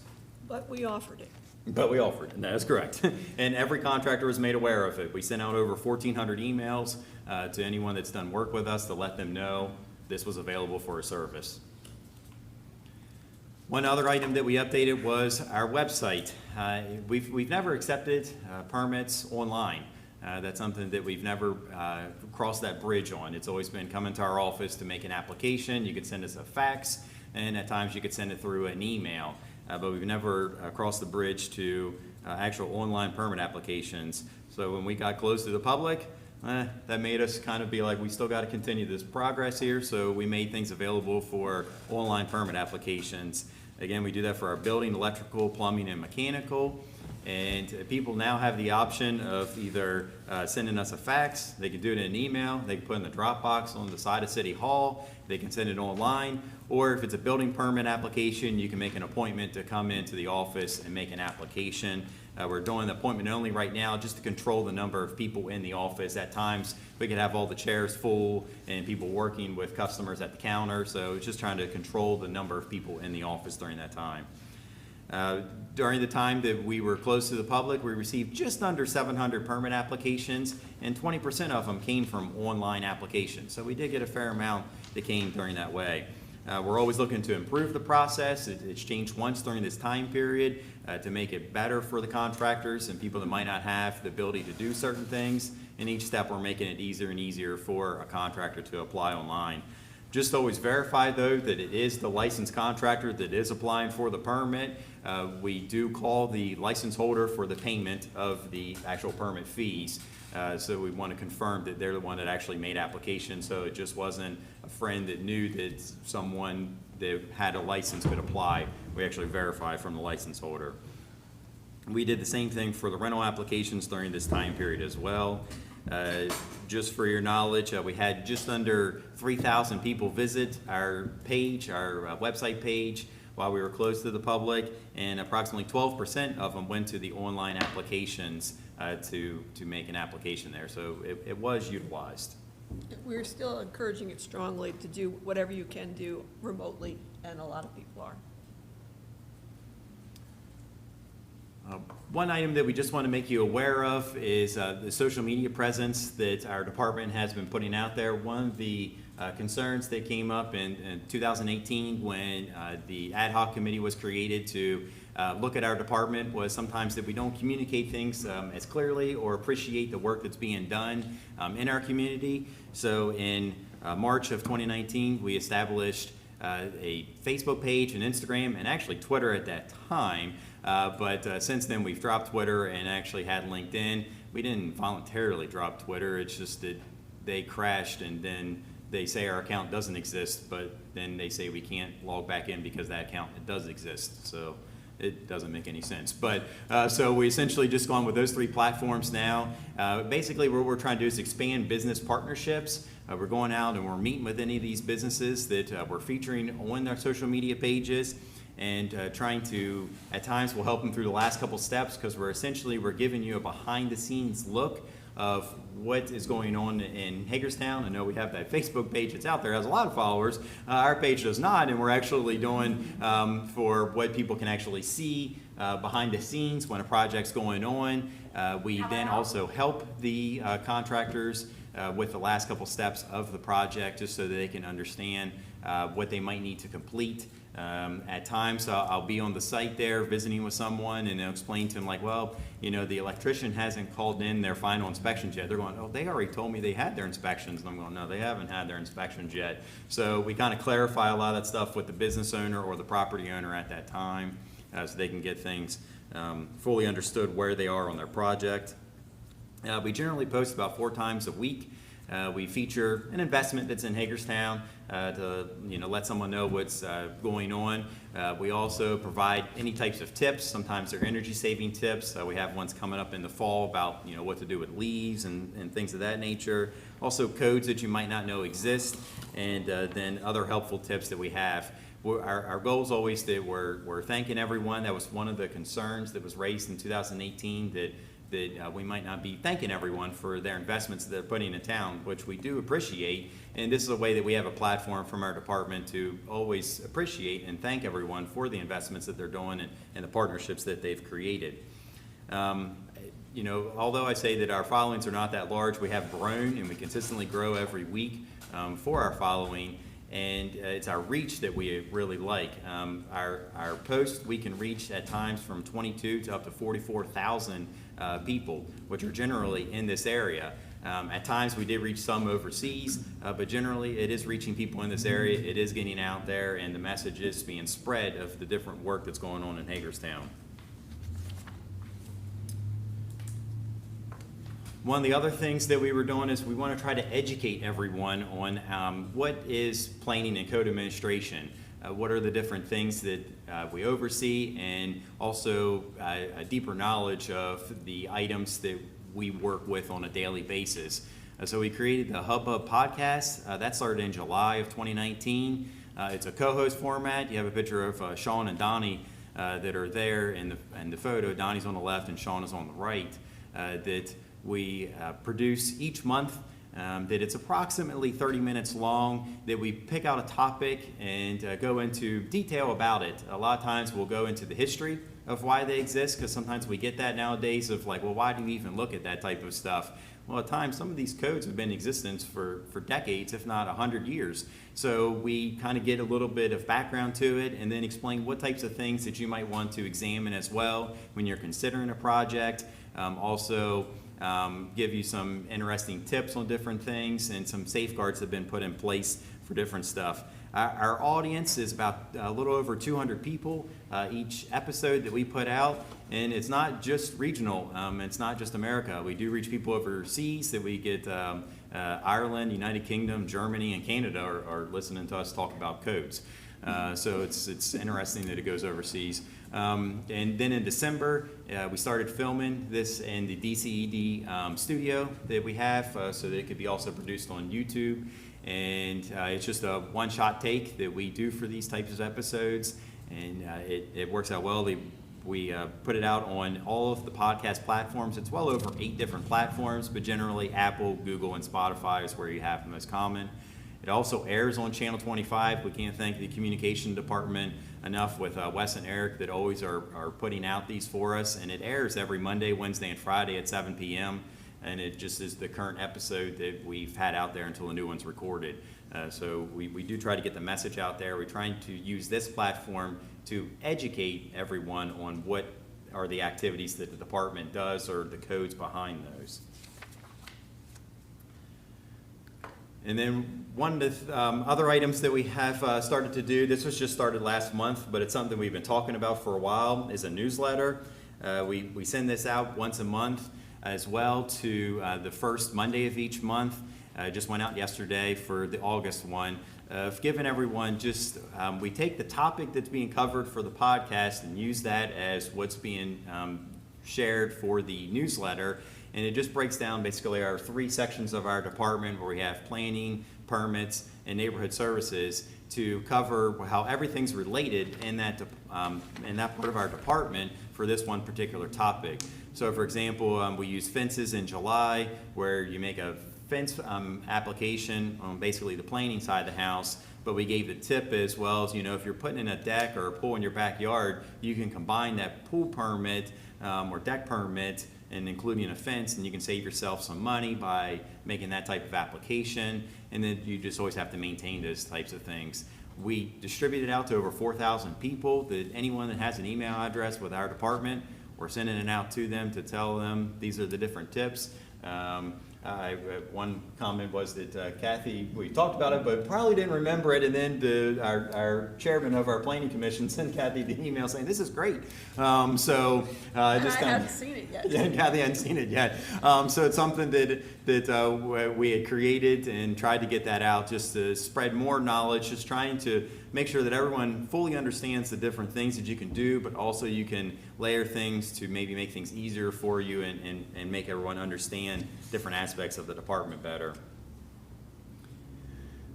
And then another item that we made you all aware of back in, I want to say it's probably April, that we were going to do a webinar series where we would tag it as a lunch and learn. During the lunchtime, starting at noon, we would cover different aspects of a rental inspection room by room.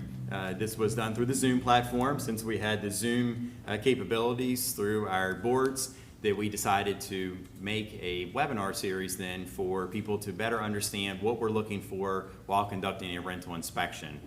They ran approximately 15 minutes long, and we invited anybody that was a registered rental property owner with us and sent them an email for an invite. Before we started this process, though, back in April, what we ended up doing is that anyone that did not provide our office with an email address, we sent them a postcard asking them for an email address. Within the first week, we had over 200 over 200. Poor Emily from our office, it was her phone number that was put on there, and she had over 200 voicemails when she got back from a 3-day vacation on email addresses that people provided, along with people that they had emailed as well. So we're able to send it out about to 1,100 emails. Each week, people get an invite to join us. Although we sent out to a lot of landlords, we did not get that huge of attendance. Usually between 20 and 50 attended. But we did air them again on Channel 25 for people to be able to view them, which you can still see them occasionally now that the communications department will have them aired. And then also they're available on our YouTube channel. We are going to continue this series. This has been something I've talked to the Landlord Association a number of times about what we've provided. They appreciated these items, where not only was this a live webinar that we were doing, but people were able to join the webinar and ask us questions about some aspect of the inspection that we were doing for that room. And they appreciated the aspect of it being live and being able to ask the questions to us while we're doing an inspection. So we're going to start sending out posts next week as well, just sharing this information even further for people to watch. And some of the things that I've talked with the Landlord Association about that we're looking to release more in the fall is things such as overcrowding. How is that calculated? Also, third floor attics. How could they become habitable spaces? How could they become bedrooms? Also, like a means of egress versus an emergency escape. And then also ceiling heights, what is permitted by code. It's interesting, you're thinking that's a simple answer to that stuff, but I'm always trying to put something together that would put together a fair amount of information and cover a lot of different areas. So we'll generally get to that 10 to 15 minute window of what you could view during that time period. And then thanks to the communications department again, I can never thank them enough. Although we did this live during the Zoom platforms, Wes and Eric, they would always be there with their camera as well and miking us up again so that we could film it once for us to perform the series here. So I have just a brief clip that you could see where we were doing the rooms here. So this is the intro they did.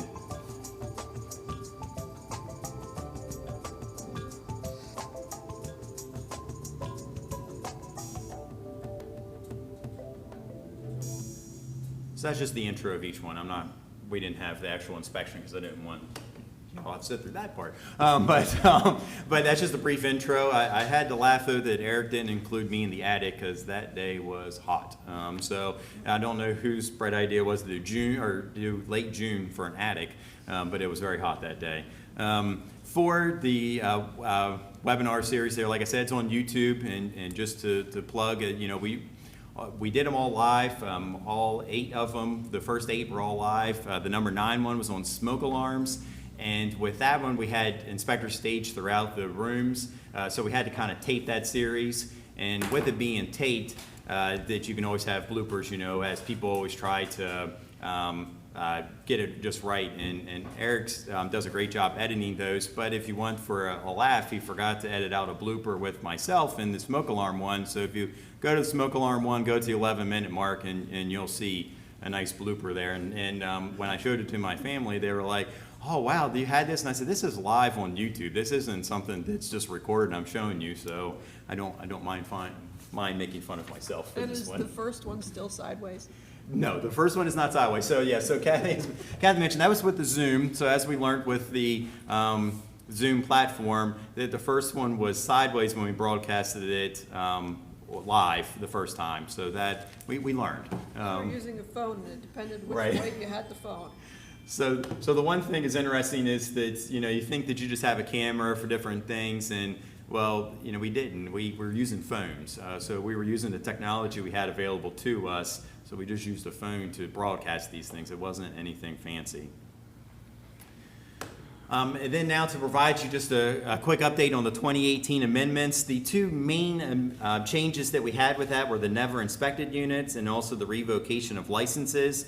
To the point of the pandemic, we had reviewed 500 never inspected units, and 320 of them were sent letters requesting an inspection of those units, and 115 inspections were conducted, 77 of which were being the safety inspections, meaning that they were occupied, and 38 were rental interiors, meaning that they were vacant and good for 4 years. So you can look at where did 180 go from the 500 we identified to when we actually sent letters. I review each of the files in each unit one by one to try to make sure, is there any type of inspection that was done of that unit that I could say could count as a rental inspection. So that includes housing authority inspections that we may have gotten previously that we accept as our own, or did we do a pre-sale inspection that we used to offer, or did we do some sort of safety inspection at some point in time that was never documented. And so trying to review all of those, and then we get the letters out, and then take those back and then accept whatever documentation that we get to show that an inspection had occurred. At times people get confused thinking that when we do a complaint inspection, that was actually an interior inspection. Just because a tenant maybe have complained that there was no heat in their unit, that's all we went back to look at that day. We only looked to see was there actual heat in that unit at that time. We're not looking at other things. We're just looking, do they have heat, yes or no? So we paused it in March due to the pandemic, unknowns for what was going on during that time. We're going to be reactivating it this month, sending out letters requesting the interior inspections for the never inspecteds. And I wanted to provide you just some information with those, as the common items that we come across, which are smoke alarms, they're missing, or they're in the proper type, or they're just located in the wrong location. So I think the fire department would be happy to know that we're making them correct those types of issues. Carbon monoxide alarms, that those are missing for any fossil fuel burning equipment homes. Also ground fault receptacles, being that, if you're in 6 feet of a sink, or if you're in a kitchen or in a bathroom, you need to have a ground fault receptacle. And a lot of times people don't have those types of inspections over time, so then they never updated that piece of level of protection. And then also outlets over electric baseboard heaters, that's a very common find. And then also the wrong type material for dryer vents, which was interesting when I came across that, but that they used the vinyl type ones, which can melt with the higher heats. Those are intended for ventilations for your exhaust fans, not for dryers. Although they sell them in the same section because they're vents, the dryer vents are to be metal. So that's a common one, and it's cheaper to use the vinyl ones. And then during the revocation of licenses, we haven't revoked any licenses to date. Based on those, we worked with legal counsel to try to come up how often should we evaluate these properties, and it was decided to do it every quarter. And while we've been trying to come up with how to evaluate those, one of the software programs that you, as the body had passed, was the building block software for us to utilize Munis applications and software to be able to produce information for us to evaluate the data, such as for the revoking of licenses. So that just got finalized pretty much in March. We had a meeting just back in July to go over a couple tweaks to the building blocks. We want to present more on that later once we're able to find out more data associated with how building blocks has been a successful tool for us to use. But it's able for us to be able to evaluate the properties, and we'll start working through that here soon. Now, I don't know if there's any questions on the 2018 update things. And then one of the things that was brought up to us by the elected body here that, we've had different things of expressing the desire to, incentivize good landlords, but penalize bad landlords. And one of the items that we kind of are stuck on is that how do we determine who is a good landlord and who is a bad landlord? And then also, how does the city know that they're taking the proper steps to be a good landlord? So these are things that have to be taken into consideration. Other things that we need to take in consideration is that we must continue to maintain the current revenue that's generated from this program. Also, we have to cover the city's costs. Right, to cover city's costs. And then we also have to ensure that the dwellings are being safely maintained, that the properties are not negatively affecting the quality of life or our property values, and then also strongly encourage the proper screening of tenants. So we've done some research on these ones here. We've heard individual things on what we might want to do. I have a couple of things that I researched, but we're open here to ideas. There's the Good Landlord program that's established in some other states, predominantly in Utah. And then also there's a property manager registration that is also out there for different things. One of the more unique things is that in the state of Maryland is unique with 5 other states that do not require a licensed real estate broker to serve as a property manager. It's only one of 6 states. All the other states do require a real estate broker to be a property manager.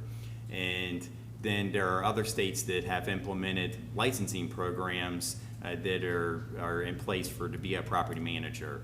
So those are things that we've researched. Kathy and myself and Blaine are all here to hear what kind of things do you want us to further pursue on this one as it's been discussed. Yeah, our strategy with this time with the proposed changes to first debate the ideas, then we get some kind of feedback from mayor and council, then we'll go and reach out to our stakeholders, get more of their ideas, come back to the council at a later date to report to you what we've learned, and then get more feedback, and then return with some kind of proposal. So rather than saying, here's an idea, and generating a lot of angst everywhere, this time, I want to say, all right, what things should we explore? What do we think is a good idea?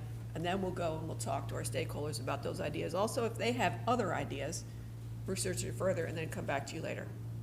I've heard consistently that the property manager, the lack of registration for that is a big issue, but I don't know that that's something that we can do with the city. I mean, that would have to be a state level change, wouldn't it? No? Not on my research. Local jurisdictions can create, and I haven't researched it specifically to Maryland to see if any other ones exist out there, but other states that don't have a statewide one have done locally. I just know I've heard that consistently from landlords, is that it's a problem that, their neighboring apartments are managed by a property management company that doesn't really care. So if we could improve that, I think it would help overall. What is a good landlord program? If you say you researched, so what does that look like? So a good landlord program is essentially where people participate in a program that is put on by the city, but they hire outside people to present, and they have to attend different classes that would promote good ownership, good, like being a landlord, being a good landlord. Like you have a night on background checks and how to perform those. You have one how to be doing good maintenance and things of that nature that are out there. And if they participate in the program, they get incentivized where they continue to stay at the rate of their current registration fees. And then if you don't participate in the program, which would be voluntarily in these other agencies, that's how they've been done, or other jurisdictions, then they pay a higher rate because they don't participate in the program.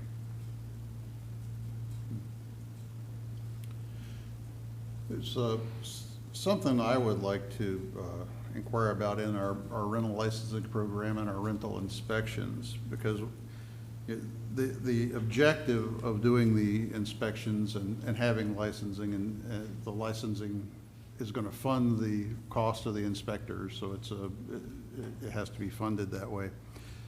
But what we're trying to do there ultimately is make sure that the dwellings are safe for the tenants, that the stairs are not going to collapse, they're not going to get stuck in an apartment and not be able to have a means of egress in case of a fire. Smoke detectors work, they're not going to electrocute themselves and all this kind of stuff. And you know, one of the things you look for is lead paint, because we don't want a child chewing on a windowsill that has lead paint on it. You want to make sure that, you know, the tenants are safe. And it brought to mind the other day, every article, every week, just about every day in the Herald Mail, we see rental units in town where there's been a huge bust of fentanyl. People have fentanyl in these residences, and the HPD and the Narcotics Task Force goes in and makes a bust. And we all know, we've seen over and over again how dangerous this is. And I was at, 2 weeks ago, I was observing the HPD's K-9. They were doing a demo of what the dogs can do. And we talked a little bit about what kind of measures they take to protect the dogs from fentanyl. And one of the things they do is, before they will ever allow the dogs into an apartment, they do a human sweep first, and a very extensive sweep, to make sure there are no visible signs of any contamination, because it can kill the dog as soon as they get in there and take a good smell of the stuff. So my concern is, what about the tenant or the family that has a toddler that's going to rent one of these units after a bust, where we've found a large quantity of fentanyl that's been milled and been processed and been combined with heroin and used for the illicit drug industry.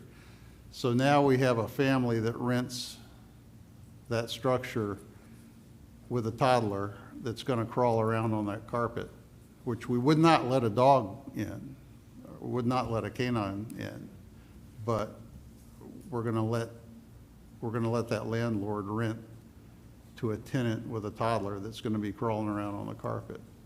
So that's one of the things I'd like to see us do more of. If that's the situation that has caused a vacancy, can we do anything to ensure that the contamination is mitigated before it is allowed to be rented again?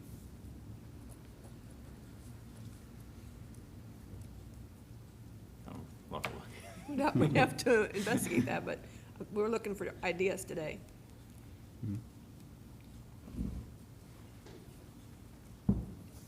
Anybody else? John and Ken? Sorry, Paul and Ken. Okay. Thank you guys very much. Good presentation. I will say, when I know we talked about once about, and I think you touched on it briefly, about the incentive of not raising, if you have a good landlord, you don't raise you know, their landlord registration fee, if fees go up, they stay the same. I mean, have we looked into anything further along than just that, in incentivizing good landlords? I mean, you know, maybe a reduction in their fees as opposed to, if they go so long with, you know, like a perfect record, if you have, you know, and maybe they, you know, maybe they get their fee waived for, you know, the next 2 years or something like that before The it kicks it challenge, again. the challenge for the city, if we bring in less revenue, I understand then we that, don't yeah, pay I for our understand the costs. revenue part, yeah. Well, you can always charge the bad ones more, Charge it back to who? charge the bad people more, yeah. Well, I mean, that is an alternative, because Right. if you have this, as Paul was describing, this good landlord program, where if you participate in the educational things, then you become a good landlord, and you don't have a higher rate, but if you don't participate, then you pay a higher rate. Yeah. So that would be a penalty for not participating in the good landlord program. Other possibilities perhaps are, if someone is a good landlord, maybe there's, they get more time before they have an inspection. Yeah, maybe they get skipped, yeah, I mean, I don't know. But seems like if you're, you know, if you've been doing what you were supposed to be doing for the last 10 years and, you know, your inspections are always top notch and, you know, maybe when someone moves out, you don't have to be required to have an inspection for 2 years or something, I don't know. Again, just some kind of incentive to, you know, I'm also incentivize. wondering if there's a way to include the tenant in this, you know, good landlord versus bad landlord. You know, is there any way to, not only from an inspection perspective, you know, we've qualified you as a good landlord, there's a sticker in your window or in the house or whatever that indicates that, you know, because good behavior and, you know, recognizing good behavior is contagious. So I don't know if there's a way to include the tenant with nominating their landlord as, you know, someone that is paying attention and following the rules and safety and just, and I'm not saying that's the only mechanism to recognize or to differentiate, but it certainly would encourage, if I was looking for a house and I had this like seal of approval or a sticker on a level 3 landlord, I don't know, I'm just making up words, but to, you know, kind of include a tenant in that discovery to differentiate between the two. And I also want to say, hats off to your social media campaigns and your webinars and that's a lot of work. And I know, Paul, you personally have worked really hard on your podcasts and learning you know, how to do all of this. So I notice it. I see a lot of the social media posts. And I know that it takes a lot of work. So great job. Oh, thank you. We have a team that works on the social media stuff. Megan that was here, Donnie that I mentioned before, it's on the podcast, and Justin from our office. We tapped our young group there to do social media presence. And you attended a conference. Yeah, right, and we attended a conference on social media stuff too. And you listen to podcasts in the morning for, you know, when you're, I know you're learning. Good job. That's it. Okay, thank you, All guys. trying to improve our image out in the community. Yeah. Thank you very much.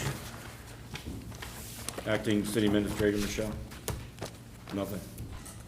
No comments. All right. Kristen? 2 comments this evening. The first is, I want to thank the Republican Central Committee for reminding me in their decision today why I took a hard pass on jumping into that fray of musical political chairs some years ago. You know, to limit it to those individuals and then to claim that you are, you know, open in your selection process seems a bit counterintuitive, even to the degree you would exclude some capable, qualified Republican registered individuals of this body. So, you know, hopefully, you know, it's close enough to an election period, and that's what elections are for. They're certainly open, and you know, have that complete right to choose that selection process as they will. I just don't know if that's what they meant by will of the people in creating the process. The second is, and I don't know if Mayor and Council talked about this before I came in at the start of the meeting. We obviously had some exchange of emails after the last meeting about face masks being worn at our meetings. Our last evening meeting, I think, was an example where individuals did or didn't, and I'm going to be honest, myself, personally, not a fan of wearing them. Not a real big believer that they do a whole lot, but I think the governor was fairly clear in his directives at the end of last week for how they are supposed to be worn in public buildings, and I'm real simple. If we're not going to follow those directives, I'm happy to abide by that, and if we are, then we should abide by that, but it should be clear. I was operating under the policy, I believe, that was put in place back in June, and obviously the governor's directives have changed that, and I'm happy to abide by the governor's directive or make a decision as an entity not to, but a little hard pressed to accept the hypocrisy of two things. One, that we would sit here as a government and preach the rhetoric of the rule of law and order and then not follow it. And number two, that I have to read emails about businesses being closed down and cheering on, so to speak, that effort of compliance while we do not do so ourselves. And so I'm fine either way, but clearly the meeting that we have conducted this evening does not appear to be in compliance with that most recent state directive, and I'm happy to go either direction. I just think we should choose one, be conscious about that choice, be purposeful, so that we don't appear to be hypocrites ourselves. Austin? On a lighter note, I've been very pleased lately seeing the number of people out biking around the community, families out. Our bike lanes are being well utilized.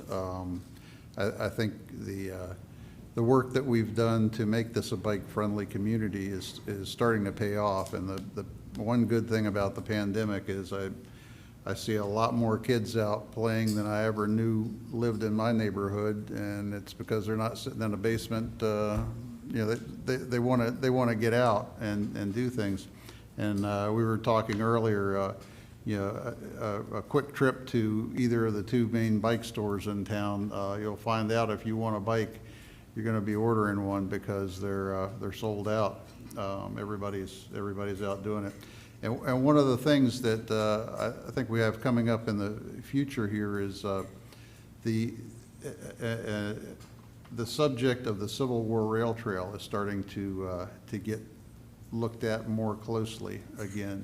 A number of people that are trying to get that reactivated, and I think, you talk about another type of a catalyst project for Hagerstown, being a central point on that Civil War Rail Trail. I've seen personally the amount of business and amount of tourism that rail trails have drawn to remote communities out in very rural areas.